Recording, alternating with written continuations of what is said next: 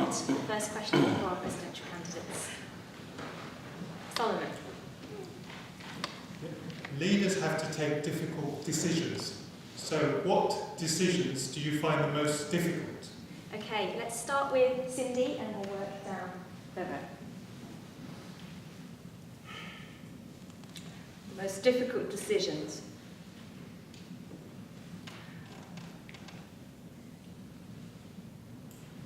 Deciding how to start to answer this question. In general, I like to work very, very collaboratively. I don't think that one brain is better than the rest of the room. And in general, I work towards a consensus. If that is not possible, then, and I have listened to the voices, then I will make the decision and I will be the deciding person in the room. Which ones are the most difficult decisions? Probably the ones where the answer isn't easy and isn't clear-cut. And it requires discussing and coming to a consensus. Thank you. Maria. I think for me, difficult decisions are always when we have to decide a particular path forward on a particular item. So for example, mentoring has come up a lot. And when we all have our different views and people are very passionate and really want to give their time to something, it becomes difficult to make a decision because you want to do what's best for the club whilst also keeping team members motivated. So where possible, I would want to have achieve an environment where, or achieve a balance where you fulfill as many people's desires as possible whilst also keeping to the mission of the club. So balancing. Okay, thank you. Mark. The most difficult decisions, as Cindy and Mamia have said, are very often those ones without a clear-cut answer. It seems blindingly obvious, but you can be caught a bit in the headlights and you can be caught off guard. There is a place for consultation. It does have to be done, because you cannot be the expert on every field. You may not know everything.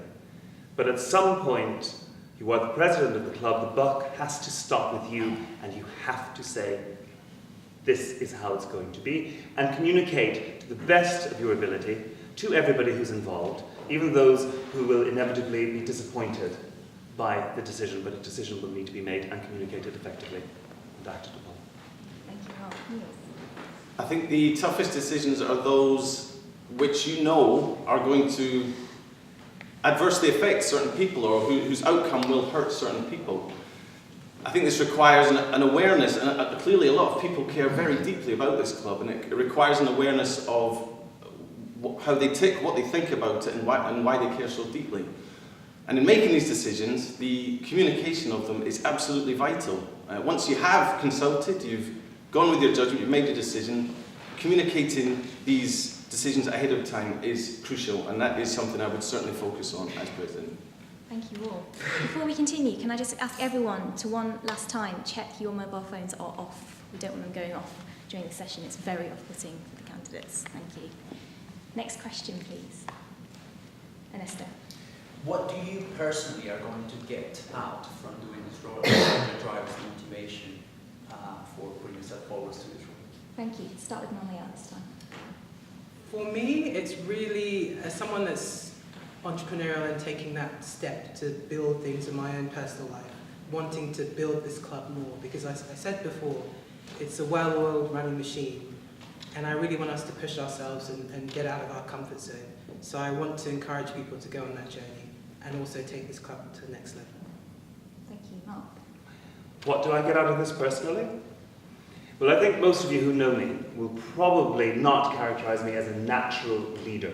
I'm not the person who wants to go or has wanted to go. Number one, here I am. And I think sometimes in life it's very important to learn that, to be able to make those decisions, and to go out of your comfort zone. So this is a safe area in which to do it. I wouldn't diminish it by saying it's not rocket science, it's not brain surgery, because that is not to diminish it. But you do learn a lot about people, and as all of the speakers have said, particularly Niels the last time, communicating information and also having to deliver difficult information for people who are very invested for their own very good reasons. Thank you. Niels. Put simply, I love to push myself, and I can think of no better way to learn and to develop personally than to. I've seen previous presidents and what it's done for them. And spoken to them and heard, and it's a great effect. As for the club, I personally feel some gratitude to Toastmasters and to Early Birds. It's been a great encouragement to me. It's not always been. My wife and I moved back to London a few years ago, and it wasn't always easy readjusting. And Toastmasters was a great companion and encouragement, and for that, I'd really like to give something back. Thank you. Cindy. In my conversations with you, I often asked you, where in your Toastmaster journey do you identify your greatest learning, and can you identify it in a way that also will benefit the club? And I asked myself that question, and one of the things, for me, I'm an actor, you know that. I'm happy to stand up here, and I'm happy to use other people's words. What presidency would give me is the opportunity to really choose and use my own words, and to present my own views and those of an organisation. So that's what I'm getting out of it. For the club, I really want to make sure that all the different voices are heard, and I want to achieve what is the best for each group of people in this wonderful, beautiful club. Thank you all. Our next question. Marie. How do you intend to work with the new leadership team, and in particular the new VP of Mentoring?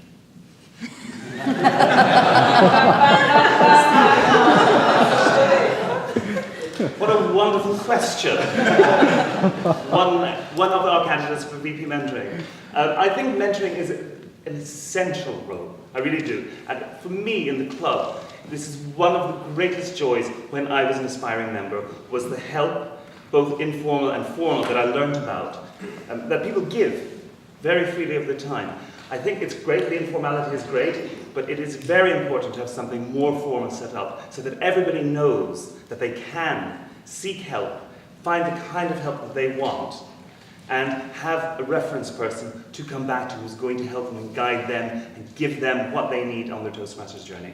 So I think working very collaboratively and giving the Vice President of Mentoring the wherewithal to do that and to impart their vision. Thank you, Nate. I am a team leader in my work, and if I hate one thing above all, it is micromanaging. Nobody likes to be told day in, day out how to do what they're doing better than how they are doing it. So what I would propose is, instead talking at the beginning of the year, setting out a broad series of goals, because after all, these people, everyone who's standing for these positions has great ideas of their own. I certainly don't have a monopoly on good ideas. I'm lucky to get one a year, so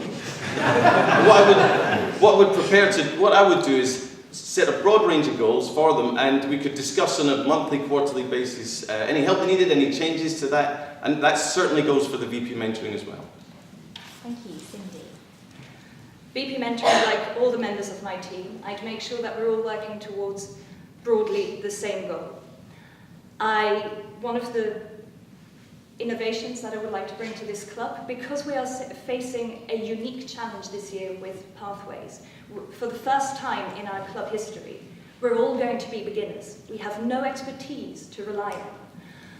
I will have conversations with VP Mentoring and encourage them to work very closely together with VP Education, and I will give them, if they would like to use it, an additional resource, an additional person who will be Pathways Outreach, who will help negotiate part of the extra work, part of the new things we have to discover, the new processes we have to develop.